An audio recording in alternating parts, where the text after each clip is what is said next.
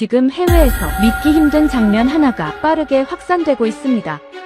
이건 말이 안 된다. 이게 진짜 휴게소라고. 유럽 여행 커뮤니티와 SNS에서 동시에 터져나온 반응입니다. 문제의 사진은 한국의 한 고속도로 휴게소에서 찍힌 것. 단순한 휴게소라고 보기엔 너무나도 다른 모습이었기 때문입니다. 식당 수준을 넘어선 음식, 사람들로 가득 찬 거대한 공간, 그리고 외국에서는 쉽게 볼 수 없는 압도적인 시설까지. 그 모습을 본 외국인들은 하나같이 같은 반응을 보였습니다. 우리가 알던 휴게소가 아니다. 도대체 한국의 휴게소는 무엇이 다르길래 이토록 해외에서 충격에 빠진 걸까요? 지금부터 그 이유를 하나씩 확인해 보겠습니다. 시작에 앞서 좋아요, 구독 눌러주시면 영상 제작에 큰 힘이 됩니다. 안녕하세요. 저는 안나 밀러입니다. 올해 나이는 26살입니다. 독일 함부르크에서 태어나 지금은 유럽 각지를 돌아다니며 여행 블로그를 운영하고 있죠. 제 블로그를 구독하는 독자들은 대부분 유럽 사람들이고 제가 다루는 여행지도 거의 유럽이나 북미 쪽이었습니다. 아시아는 솔직히 말해서 제 관심 밖이었어요. 너무 멀고 언어도 다르고 무엇보다 제가 아는 아시아 여행지라곤 일본과 태국 정도였으니까요. 한국이라는 나라에 대해 제가 가졌던 이미지는 꽤 단순했습니다. K-팝을 좋아하는 10대 청소년들의 나라, 혹은 뉴스에 가끔 등장하는 북쪽의 그 나라와 자주 혼동되는 곳. 그게 전부였어요. 한국 음식에 대해서도 특별한 인상이 없었습니다. 독일에도 한국 식당이 몇 군데 있긴 했지만 한 번도 들어간 적이 없었죠. 낯선 냄새가 거리에서 풍겨올 때마다 그냥 지나쳤던 기억이 납니다. 그 여행을 결심하게 된 건 사실 제 의지가 아니었습니다. 블로그 후원사 중 하나가 한국 관광 콘텐츠를 제작해줄 사람을 찾고 있었고 저는 당시 새로운 수익원이 필요하던 참이었어요. 계약서를 받아들고 나서도 솔직히 기대는 없었습니다. 그냥 일주일 머물다가 괜찮은 사진 몇 장 찍고 블로그 글 몇 편 쓰고 돌아오면 된다고 생각했죠. 한국이 저를 이렇게까지 흔들어 놓을 거라고는 상상도 못했습니다. 인천공항에 내린 건 오전 6시였어요. 비행기에서 거의 잠을 못 잔 탓에 몸이 무거웠고 공항 안이 워낙 크고 복잡해서 처음엔 약간 당황했습니다. 그런데 이상하게도 공항 자체가 굉장히 정돈되어 있다는 느낌을 받았어요. 안내 표지판에는 영어가 병기되어 있었고 안내 데스크 직원은 제 서툰 영어 발음도 잘 알아들었죠. 유럽 공항들과 비교해도 전혀 뒤처지지 않는다는 인상이었습니다. 하지만 그게 전부라고 생각했어요. 공항이야 어느 나라나 신경 써서 만드니까요. 서울에서 이틀을 보낸 뒤 저는 부산으로 이동하기로 했습니다. 후원사 측에서 권유한 일정이었는데 서울과 부산이 느낌이 전혀 다른 도시라고 했어요. 비행기 대신 고속버스를 타라는 조언도 받았습니다. 한국의 고속도로를 경험해보라는 이유에서였죠. 저는 반신반의하면서 버스 터미널로 향했습니다. 유럽의 장거리 버스는 대부분 불편하고 지루했던 기억이 있어서 그다지 설레지는 않았어요. 버스에 올라탔을 때 첫 번째로 놀란 것은 좌석이었습니다.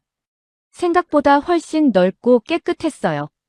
앞 좌석 등받이 뒤에는 작은 모니터가 달려 있었고 충전 포트도 있었죠. 독일의 장거리 버스보다 훨씬 쾌적하다는 느낌이 들었습니다. 버스가 출발하고 얼마 지나지 않아 고속도로에 진입했는데 도로 상태가 매우 좋았어요. 요철 하나 없이 매끄러웠고 차선도 잘 정비되어 있었습니다. 2시간쯤 달렸을까요? 버스가 속도를 줄이면서 갓길 쪽으로 빠져나가기 시작했습니다. 옆자리에 앉아있던 중년 여성이 짧은 영어로 알려줬어요. 휴게소에 들른다고요. 저는 고개를 끄덕이고 창밖을 바라봤습니다. 처음 눈에 들어온 것은 규모였어요. 저는 독일의 아우토반 라스트호프를 떠올렸습니다. 주유소, 화장실, 작은 편의점, 그리고 흔한 커피 자판기. 그게 제가 아는 휴게소의 전부였거든요. 그런데 버스 창문 너머로 보이는 이 건물은 달랐습니다. 넓은 주차장과 함께 2층짜리 건물이 들어서 있었고 건물 외관은 생각보다 훨씬 현대적이었어요. 마치 작은 쇼핑몰 같은 인상이었습니다.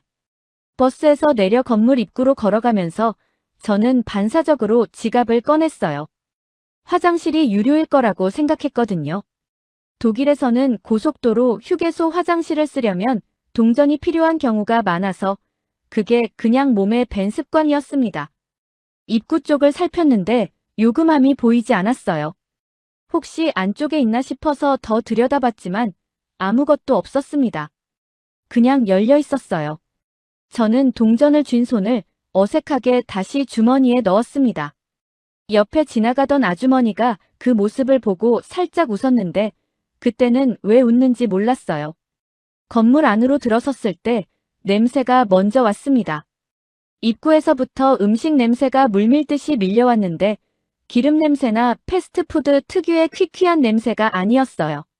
뭔가 진하고 따뜻한 국물 냄새 같은 것이 가득했습니다. 저는 반사적으로 코를 킁킁거렸고 발걸음이 저도 모르게 그 냄새를 따라 움직이기 시작했어요. 푸드코트가 건물 안 상당 부분을 차지하고 있었습니다. 여러 개의 음식 코너가 마치 시장처럼 늘어서 있었어요. 각 코너마다 메뉴판이 걸려 있었고 직원들이 직접 조리를 하고 있었죠. 저는 천천히 코너들을 둘러봤습니다. 한쪽에서는 커다란 솥 안에서 무언가가 보글보글 끓고 있었어요. 다른 코너에서는 하얀 밥 위에 갖가지 채소와 나물, 붉은 소스를 얹은 음식을 만들고 있었고 또 다른 코너에서는 노릇하게 튀겨진 커다란 고기 조각을 썰어 접시에 담고 있었습니다. 국물 음식 코너 앞에 줄을 섰어요.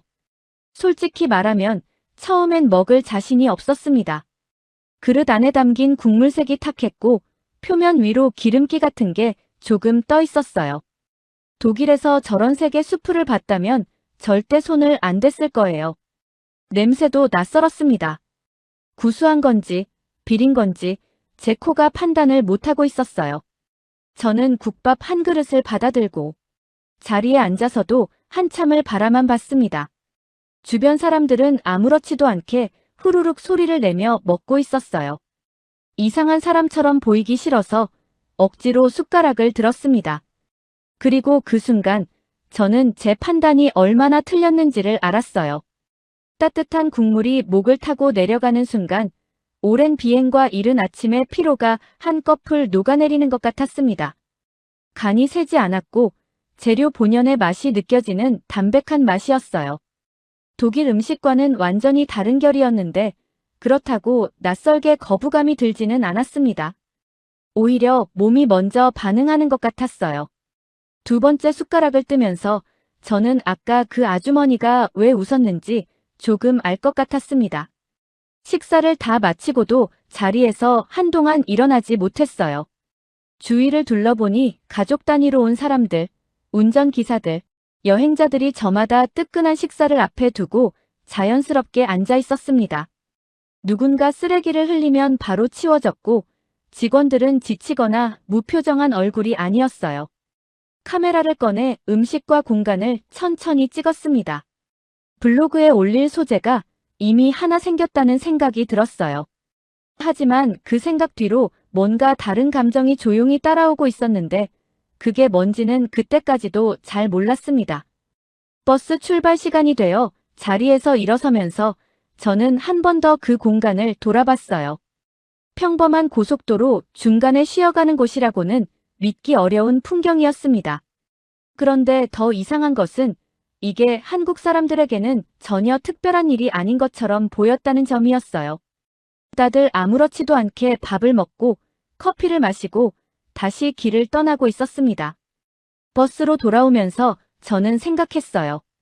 이게 휴게소라면 도시에 가면 어떤 게 기다리고 있을까? 부산에 도착하기도 전에 이미 뭔가가 제 안에서 조금씩 달라지고 있었습니다. 하지만 그때 저는 전혀 예상하지 못했어요. 버스가 다시 고속도로로 진입하고 얼마 지나지 않아 창밖으로 보이게 될 그 장면을. 식사를 마치고 자리에서 일어나면서 저는 처음으로 휴게소 전체를 제대로 둘러봐야겠다는 생각이 들었습니다. 밥을 먹으러 들어왔을 때는 그냥 빠르게 해결하고 나가려 했는데 막상 앉아서 주변을 보고 나니 뭔가 더 있다는 느낌이 자꾸 들었어요. 버스 출발까지 아직 20분 정도 남아 있었습니다. 먼저 화장실을 찾았어요. 솔직히 기대를 거의 안 했습니다. 아까 입구에서 동전을 꺼냈다가 민망했던 기억이 아직 생생했거든요. 그래서 이번엔 미리 동전을 손에 쥐고 들어가려 했습니다. 그런데 입구 앞에 또 요금함이 없었어요. 저는 잠깐 주변을 두리번거렸습니다. 어디에도 유료 표시가 보이지 않았어요. 그냥 들어가면 되는 거였습니다. 동전을 다시 주머니에 넣으면서 저는 조금 어이가 없었어요. 2번이나 같은 실수를 한 셈이었으니까요. 문을 밀고 들어선 순간 저는 발을 멈췄습니다. 깨끗했어요. 그냥 깨끗한 정도가 아니라 제가 묵었던 서울의 숙소. 화장실보다 더 깔끔하다는 인상을 받을 만큼 정돈되어 있었습니다. 세면대 주변에 물기가 없었고 바닥도 건조했어요. 벽면 타일은 얼룩이 없었고 거울도 닦여 있었죠. 비누는 물론이고 핸드드라이어도 갖춰져 있었습니다. 구석에는 작은 화분까지 놓여 있었어요. 저는 거울 앞에 서서 손을 씻으면서도 자꾸 주변을 두리번거렸습니다. 이게 진짜 고속도로 휴게소 화장실인가 싶었거든요. 유료도 아닌데 이 정도라는 게 당시 저로서는 이해하기 어려운 일이었습니다. 화장실에서 나와 복도를 따라 걸었습니다. 푸드코트 쪽만 봤을 때는 몰랐는데 건물이 생각보다 훨씬 넓었어요. 한쪽에는 카페가 있었습니다. 테이블이 여러 개 놓여 있었고 커피 메뉴판이 꽤 다양했어요. 그 옆으로는 작은 상점들이 이어져 있었는데 편의점처럼 생겼지만 규모는 더 컸습니다. 과자나 음료뿐 아니라 다양한 상품들이 진열되어 있었고 여행용 소품이나 기념품처럼 보이는 물건들도 있었어요. 그 중에 한 코너 앞에서 저는 한참을 멈춰 섰습니다. 지역 특산물을 파는 곳이었는데 포장 방식이나 진열 방식이 마치 전문 식품 매장 같았어요. 작은 도자기에 담긴 간장이나 된장처럼 보이는 것들, 알록달록한 색깔의 한과 진공 포장된 해산물까지 있었습니다. 이 지역에서만 나는 식재료로 만든 음식을 판다는 설명이 영어로도 짧게 적혀 있었어요. 저는 그 앞에 서서 생각했습니다. 고속도로 한가운데에 있는 이 건물 안에 지역 장인이 만든 물건이 진열되어 있다는 게 낯설게 느껴졌어요. 어느 나라의 어느 도시에 있는 시장에 들어온 것 같은 느낌이었습니다. 핸드폰을 꺼냈어요. 사진을 찍어야겠다는 생각이 들었습니다. 음식 코너, 화장실 복도, 지역 특산물 진열대, 카페 내부. 셔터를 누르면서 저도 모르게 웃음이 나왔어요. 이게 다 휴게소 안에 있다는 게 아직도 실감이 나지 않았거든요. 사진을 몇 장 추려서 인스타그램에 올리기로 했습니다. 저는 여행 블로거이기 때문에 인상적인 장면이 있으면 바로 기록해두는 습관이 있어요. 음식 사진 아래에는 한국의 휴게소 음식은 수준이 다르다는 문장을 썼고 건물 전경 사진에는 짧게 이렇게 썼습니다. 아시아 여행 중 들른 휴게소인데 유럽 어느 레스토랑보다 낫다. 올리고 나서 핸드폰 화면을 잠깐 바라봤습니다. 그냥 자연스러운 소감이라고 생각했어요. 나쁜 의도는 전혀 없었습니다. 독일 친구들의 좋아요가 빠르게 올라오기 시작했고 댓글도 달렸어요. 대부분 부러워하는 반응이었습니다. 저는 흐뭇하게 화면을 내려다보다가 가방에 핸드폰을 넣었어요. 그런데 버스로 돌아가려던 참에 알림이 하나 떴습니다. 낯선 계정이었어요. 팔로워가 꽤 많은 유럽 여행 커뮤니티 계정이었는데 제 게시물을 공유했다는 알림이었습니다. 저는 잠깐 멈칫했어요. 공유가 왜 됐지? 누가 한 거지? 화면을 열어보려는데 버스 출발 시간이 됐다는 알림이 먼저 울렸습니다. 저는 핸드폰을 가방에 다시 넣고 서둘러 버스로 향했어요. 그 공유가 무엇을 의미하는지는 그때까지 전혀 몰랐습니다. 버스 안으로 돌아왔을 때 자리에 앉아 눈을 감았습니다. 피로가 조금 풀렸다는 걸 느꼈어요. 국물 음식 덕분인지 아니면 그 공간을 걸어다닌 덕분인지 알 수 없었지만 몸이 가벼워진 느낌이었습니다. 버스가 출발하고 창밖으로 멀어지는 휴게소 건물을 바라보면서 저는 속으로 생각했어요. 이건 진짜 블로그에 쓸만한 이야기가 되겠다고. 1시간쯤 더 달렸을까요? 핸드폰 알림이 다시 울리기 시작했습니다. 인스타그램 댓글이었어요. 대부분은 진짜냐, 나도 가보고 싶다는 반응이었는데 그 중에 하나가 달랐습니다. 보낸 사람은 지윤이었어요. 지윤은 제가 서울에서 이틀을 보내는 동안 가이드 역할을 해준 한국 친구였습니다. 서울 토박이의 영어를 꽤 잘했고 한국 곳곳을 제게 소개해줬던 사람이에요. 첫날부터 인상이 좋았고 짧은 시간이지만 금방 친해진 사람이었습니다. 지윤의 댓글은 이랬어요. 안나, 사진은 예쁜데 설명이 좀 이상해. 저는 처음에 무슨 뜻인지 몰랐습니다. 그래서 다시 제가 쓴 문장을 봤어요. 아시아 여행 중 들른 휴게소. 여기서 어디가 이상하다는 건지 잘 이해가 되지 않았습니다. 저는 지윤에게 메시지를 보냈어요. 무슨 뜻이냐고. 지윤의 답이 왔습니다. 한국은 그냥 아시아가 아니야. 한국이라고 써줘. 읽는 순간 저는 잠깐 멈칫했습니다. 처음엔 솔직히 예민한 반응이라고 생각했어요. 아시아가 왜 틀린 표현인가? 한국은 아시아에 속하지 않나? 그런 생각이 먼저 들었습니다. 저는 여행 블로거로서 아시아라는 표현을 지역을 지칭하는 개념으로 자연스럽게 쓰고 있었거든요. 나쁜 의도가 없었다는 건 저 스스로가 가장 잘 알았어요. 하지만 메시지를 다시 읽으면서 뭔가 제가 놓치고 있는 부분이 있다는 느낌이 들기 시작했습니다. 지윤은 감정적으로 쓴 것도 아니었고 비난을 담은 것도 아니었어요. 그냥 조용하고 짧게 말하고 있었습니다. 그 짧은 문장 안에 어떤 온도가 있었는데 저는 그게 무엇인지 정확히 잡아낼 수가 없었어요. 저는 한동안 답을 보내지 못했습니다. 무슨 말을 해야 할지 몰랐거든요. 미안하다고 해야 할지, 제 의도를 설명해야 할지, 아니면 그냥 수정하겠다고만 해야 할지. 그 사이에 읽음 표시는 떴는데 지윤에게서 아무 반응이 없었습니다. 그 침묵이 이상하게 마음에 걸렸어요. 댓글 하나에 이렇게 신경이 쓰이는 게 스스로도 의외였습니다. 창밖으로 고속도로 풍경이 흐르고 있었어요. 하늘이 흐릿하게 어두워지고 있었습니다. 저는 핸드폰 화면을 내려다보다가 다시 창밖을 봤다가 그렇게 반복했어요. 지윤이 왜 그렇게 말했는지, 그 감정의 뿌리가 어디에 있는지가 자꾸 마음에 걸렸습니다. 그리고 그때 알림이 또 울렸습니다. 아까 그 낯선 계정이었어요. 팔로워 수십만 명의 유럽 여행 커뮤니티 계정이 제 게시물을 공식 피드에 올렸다는 알림이었습니다. 댓글 숫자가 빠르게 올라가고 있었어요. 저는 화면을 열었습니다. 영어, 독일어, 프랑스어, 스페인어. 여러 언어로 반응이 달려 있었는데 내용은 거의 비슷했어요. 이게 진짜 휴게소냐는 반응, 자기 나라 휴게소랑 비교가 안 된다는 반응, 한국 여행을 고려해봐야겠다는 반응. 그 숫자가 눈앞에서 계속 올라가고 있었습니다. 저는 화면을 보면서 묘한 감각을 느꼈어요. 뿌듯함 같은 것이었는데 그게 온전히 제 것이 아닌 것 같은 느낌도 동시에 들었습니다.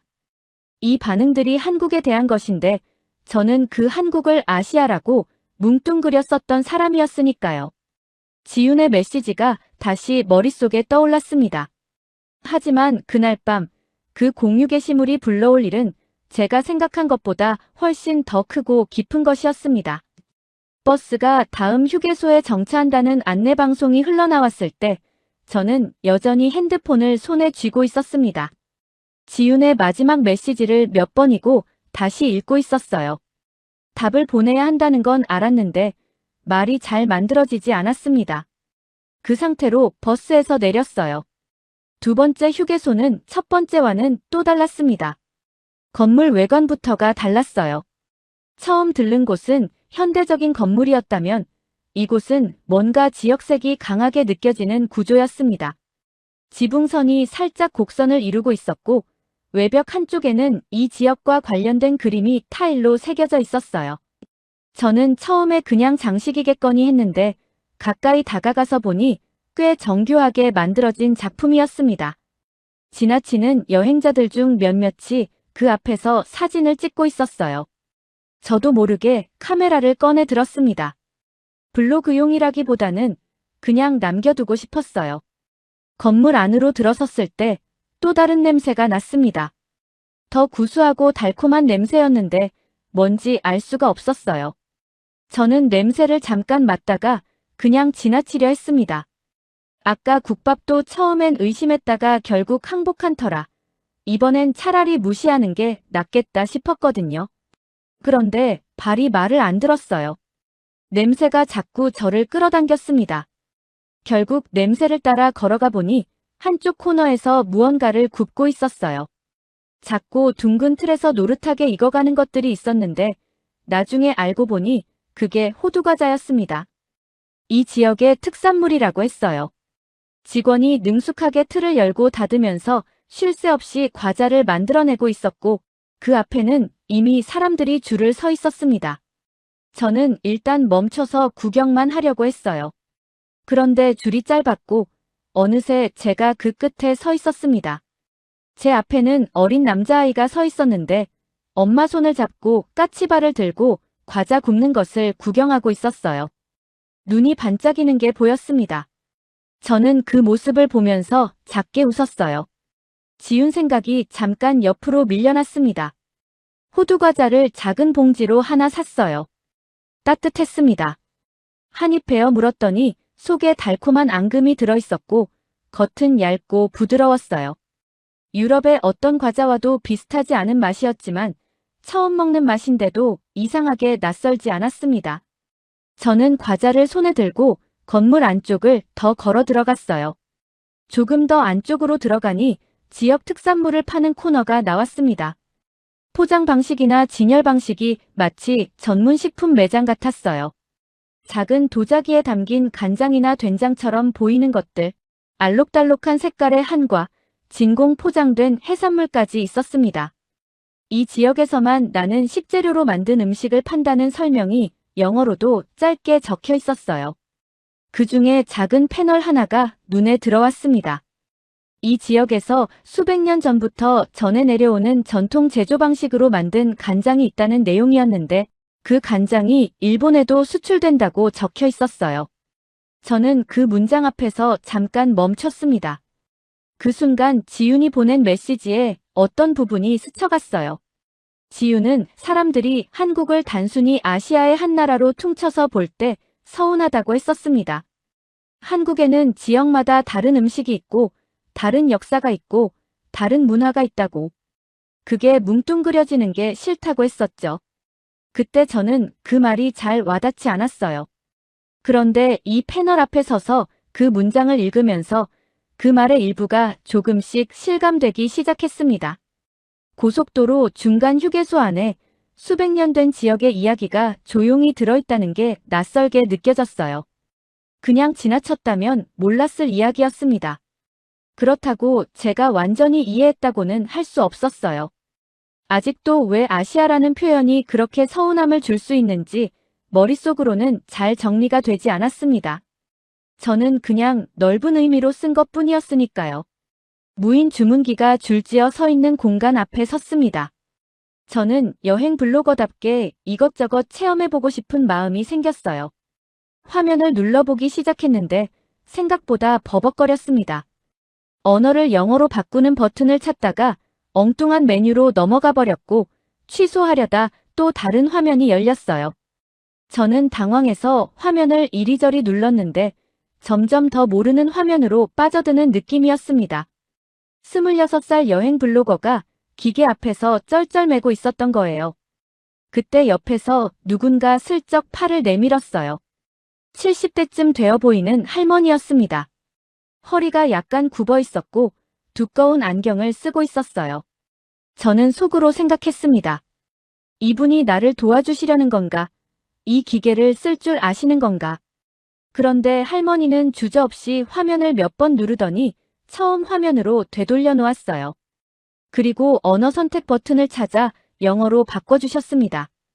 동작이 능숙했어요. 망설임이 없었습니다. 저보다 훨씬 빠르게 기계를 다루고 있었어요. 저는 잠깐 멍하니 있었습니다. 그리고 작게 감사하다고 했어요. 할머니는 고개를 끄덕이고는 자기 순서로 돌아가서 아무 일도 없었다는 듯이 주문을 시작했습니다. 저는 그 뒷모습을 보면서 피식 웃음이 났어요.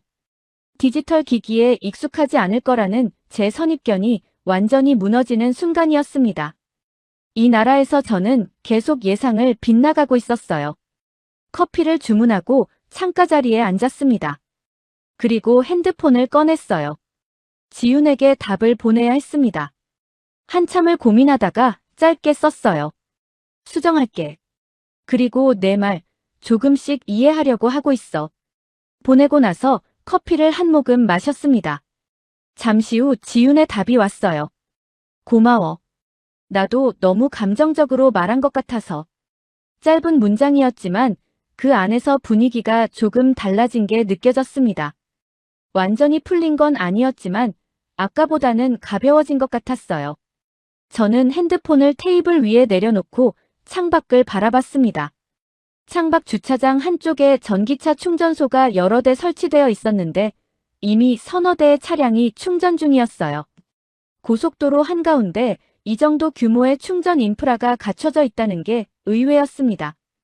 독일도 아우토반의 충전소를 늘리고 있지만 아직 이 정도 밀도는 아니었거든요.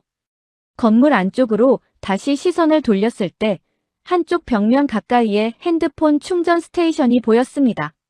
선반 형태로 설치된 곳에 케이블이 여러 개 걸려 있었고 충전 중인 핸드폰들이 놓여 있었어요. 무료였습니다. 옆에 안내판이 붙어 있었는데 영어로도 적혀 있었어요. 자유롭게 사용하세요 라고. 저는 그 앞에서 잠깐 서 있었습니다. 충전기도 화장실도 온수기도 전부 그냥 쓰면 되는 거였어요. 비용을 내는 곳이 없었습니다. 유럽에서 여행하다 보면 공공장소에서 뭔가를 무료로 쓰는 일이 생각보다 드물어요. 와이파이도 비밀번호가 있고 화장실도 유료이고 충전기도 따로 빌려야 하는 경우가 많습니다. 그런데 이 휴게소는 달랐어요. 오가는 사람이 불편하지 않아야 한다는 것이 그냥 당연한 전제처럼 깔려 있었습니다. 말로 설명된 게 아니라 그냥 그렇게 되어 있었어요. 저는 그 감각이 어디서 오는 건지 한참 생각했습니다. 시설의 문제가 아니라 사람을 대하는 방식의 문제인 것 같았어요. 저는 그 장면을 사진으로 찍으면서 이번엔 설명을 쓰기 전에 한 번 더 생각했습니다. 어떤 단어를 고를지. 그리고 짧게 썼어요. 한국 고속도로 휴게소에서. 올리고 나서 핸드폰을 가방에 넣었습니다. 아까보다 조금 나은 것 같았어요. 그런데 이상하게 마음이 완전히 편하지는 않았습니다. 표현 하나를 고쳤다는 게 진짜 달라진 건지 아니면 형식만 바꾼 건지 알 수가 없었거든요. 지윤이 말한 그 서운함의 본질을 제가 아직 제대로 이해하고 있는 건지 확신이 없었습니다. 버스 출발 시간이 됐다는 안내가 나왔어요. 커피를 다 마시고 일어나서 버스로 걸어가는 동안 머릿속이 여전히 복잡했습니다. 휴게소는 분명 좋았어요. 음식도 화장실도 시설도 할머니도 충전기도. 그런데 그게 전부가 아닌 것 같다는 느낌이 자꾸 남았습니다. 뭔가를 더 봐야 한다는 혹은 더 들어야 한다는 감각이 사라지지 않았어요. 이 나라를 너무 작게 보고 왔다는 생각이 버스에 오르는 내내 머릿속을 맴돌았습니다. 자리에 앉아 눈을 감았어요. 부산이 가까워지고 있었습니다. 하지만 저는 그때까지도 그날 밤 부산에서 지윤에게 듣게 될 이야기가 이 모든 것을 완전히 다른 방식으로 뒤집어 놓을 줄은 전혀 모르고 있었습니다. 부산에 도착한 건 저녁 무렵이었습니다. 버스에서 내려 짐을 찾는 동안 핸드폰 알림이 계속 울렸어요. 인스타그램이었습니다. 숫자가 생각보다 훨씬 빠르게 올라가고 있었어요. 아까 공유됐던 유럽 여행 커뮤니티 게시물 덕분이었습니다. 댓글을 훑어봤는데 이번엔 아까와 분위기가 달랐어요. 단순히 좋다는 반응이 아니었습니다. 나라별로 반응이 조금씩 달랐어요. 프랑스 팔로워는 화장실 사진 아래에 이렇게 썼습니다. 이건 휴게소가 아니라 호텔이야. 미국 팔로워는 음식 사진을 보고 이 가격이 실화냐고 했어요. 독일 친구는 화장실이 무료라는 부분에서 가장 크게 반응했는데 말이 안 된다고 댓글을 3번이나 달았습니다. 이탈리아 팔로워는 호두과자 사진 하나만 보고 당장 예약한다고 했어요. 스페인 팔로워는 푸드코트 규모를 보고 자기 동네 쇼핑몰보다 크다고 했고, 네덜란드에서 온 누군가는 전기차 충전소 사진을 가리키며 자기 나라 고속도로보다 인프라가 낫다고 썼습니다. 댓글 하나하나를 읽는 동안 저는 이상한 감각을 느꼈어요. 제가 오늘 하루 동안 겪은 놀라움들을 이 사람들이 사진 한 장으로 똑같이 느끼고 있다는 것이었습니다. 그런데 그 모든 댓글 중에서 가장 오래 눈에 머문 건 영국 여행 블로거가 쓴 한 문장이었습니다. 나는 지금까지 아시아 여행지라고 하면 일본만 생각했는데 이 사진 하나로 바뀌었어. 그 문장을 읽는 순간 저는 멈칫했어요. 그 사람이 쓴 말이 얼마 전까지 제가 생각하던 방식과 똑같았거든요. 아시아 여행지라고 하면 일본. 저도 그랬으니까요. 그리고 저는 그 생각을 버리게 된 계기가 바로 이 휴게소였습니다. 그 사람도 지금 같은 자리에 서 있는 거였어요.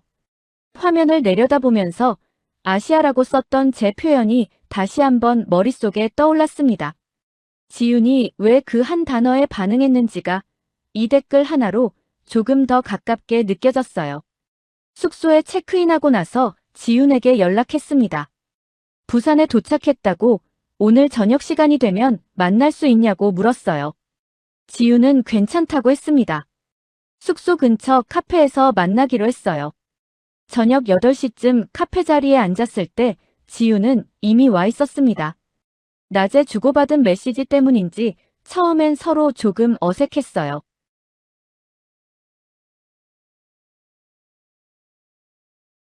낮의 어색함이 조금씩 녹는 것 같았습니다.